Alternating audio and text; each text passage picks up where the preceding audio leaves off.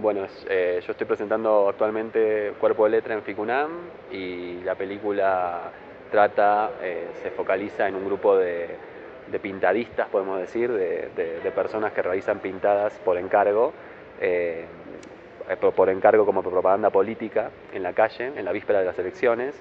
y es un trabajo que sobre todo existe en los países latinoamericanos, digamos. Esto me ha pasado por ahí por haber mostrado la película en Europa o en otros países desarrollados, en los cuales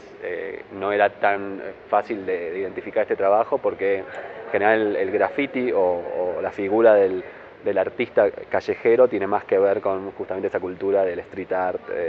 etcétera, y a veces es difícil de interpretar a alguien que esté trabajando por encargo para un político.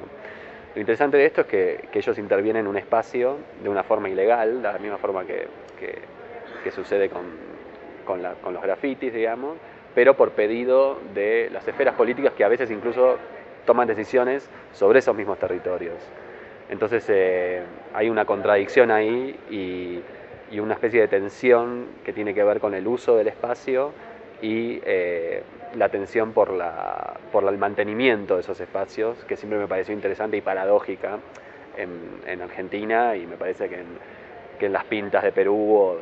o de México también que he visto, que tienen cada uno su desarrollo estético particular, digamos, muy distinto. Lo que van a ver en Cuerpo de Letra es muy distinto que el estilo que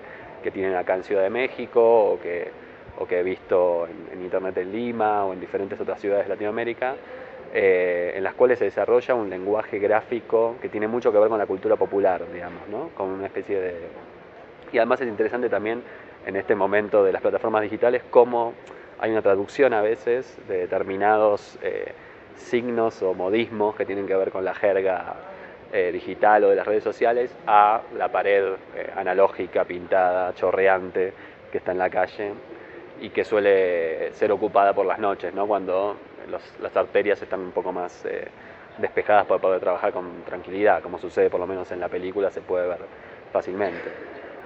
Bueno, sí, en general trabajo en esos temas. En mi película anterior, Haceme Feriante, que está filmada en La Salada, que es un mercado informal de Buenos Aires, algo así como el Tepito de acá, en el cual digo, hay toda una industria pirata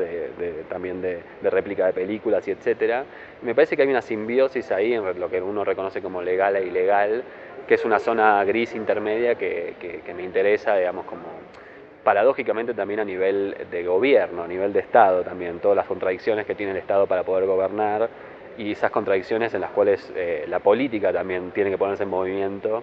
y tiene que negociar con esferas que pueden ser poco importantes a priori, pero que terminan siendo relevantes, ¿no? De golpe cada tanto surgen estas noticias sobre la piratería, en las cuales uno ve que grandes sitios independientes le pueden hacer frente a las majors o pueden tener una negociación a otro nivel, digamos, o una disputa legal, ¿no?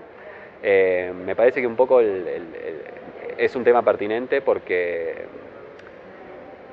de alguna forma aborda la política desde otro lugar, desde un lugar, desde abajo, digamos, hacia arriba, y de alguna forma identifica que los cuerpos de estos chicos, que son los que hacen las pintadas, también son como terminales nerviosas, digamos, de este sistema político, digamos, son como parte de ese sistema y que a veces no tienen la convicción política que ellos profesan en las pintadas, ¿no? No necesariamente, y que eso no forma parte, digamos, de alguna forma es como algo, como si fuera un virus que generó la política y que hoy día prácticamente hay algo del orden de la convicción, digamos, como uno en la historia por ahí política latinoamericana bastante traumática, sobre todo en los años 70, 60 y 80 también, y actualmente, ¿por qué no?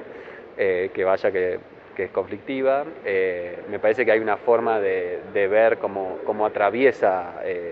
la política los cuerpos desde un lugar que yo por lo menos no había visto antes y me parecía interesante habitar o acompañar. Por eso hubo un trabajo de conocer a estas brigadas de una forma personal y de establecer un vínculo donde sea posible poder grabar y poder filmar con ellos sin que haya una interferencia de registro documental contemplativo o distante, digamos. Bueno, para la Vista de Ciudad de México es un verdadero placer y me parece que es un lugar muy interesante para mostrar la película y ver qué sucede con esa recepción. Y me parece un contexto muy desafiante, digamos, ¿no? La Ciudad de México en sí mismo como un gran monstruo, eh, inmenso, inabordable. A veces me hace pensar en Buenos Aires como un pueblito, pero tiene un poco estas características de las grandes megalópolis latinoamericanas, que son tan especiales y sobre todo en el desarrollo de la periferia, digamos, como hay algo de la expansión hacia la periferia, que es una forma de hacer ciudad que es muy latinoamericana y que también construye estos oficios, que es un poco en el que está retratado en Cuerpo de Letra, en el cual ya no es tan eficaz por ahí el tweet, sino como el plasmar en el espacio público se vuelve como algo que incluso parecía obsoleto, pero que sigue siendo eficaz, por lo menos en la periferia de Buenos Aires, ¿no? Por eso me parece pertinente que la película se muestre bueno, acá en México desde ya y en otros países de Latinoamérica.